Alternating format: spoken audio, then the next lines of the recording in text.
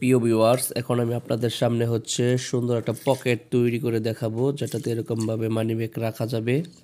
তো যে কোনো কাপড়ে আপনারা এরকম সুন্দর করে এরকম পকেট তৈরি করতে পারবেন আজকের এই ভিডিওটা সম্পূর্ণ দেখলে। তো চলুন শুরু করা যাক।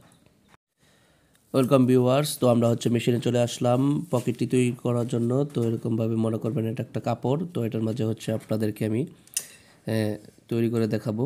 এই পর্যন্তই পকেটের মুখ থাকবে, সেটুকু সেলাই করলাম আমরা। তো বাকিটুকু সেলাই করে নিচ্ছি, দেখতে পাচ্ছেন ভিউয়ার্স। তো এরকমভাবে সেলাই করে নেওয়ার পরে এই কাপড়টা এই পাশ দিয়ে এরকমভাবে চেরা করে নিতে হবে।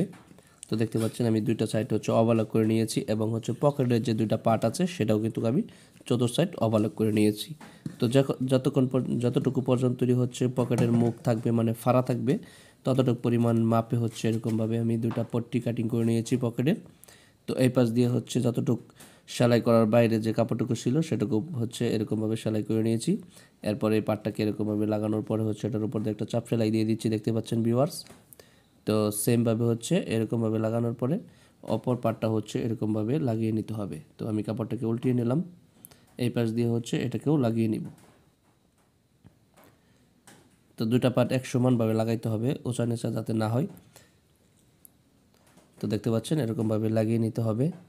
খুবই সহজ একটা নিয়মে এরকম সুন্দর করে আপনারা পকেটগুলো তৈরি করতে পারবেন।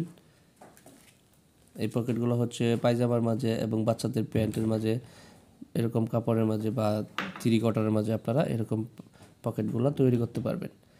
তো এই পর্যন্তই পকেটের মুখ থাকবে। এরপরে এভাবে সেলাই করে এই যে পকেটটা কিন্তু লাগিয়ে নিচ্ছি, দেখতে পাচ্ছেন।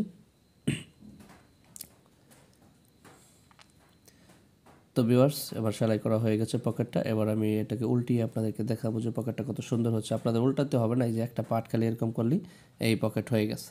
তো সম্মানিত দর্শক বন্ধুরা, আমি চেষ্টা করছি আপনাদেরকে অনেক সুন্দর করে সহজভাবে ছোট্ট একটা পকেট তৈরি করা দেখার জন্য। আশা করি ভিডিওটা আপনাদের কাছে অনেক ভালো লাগছে। ভালো লাগলে ভিডিওটা লাইক করে চ্যানেলটি সাবস্ক্রাইব করে আমাদের সাথে থাকবেন। আসসালামু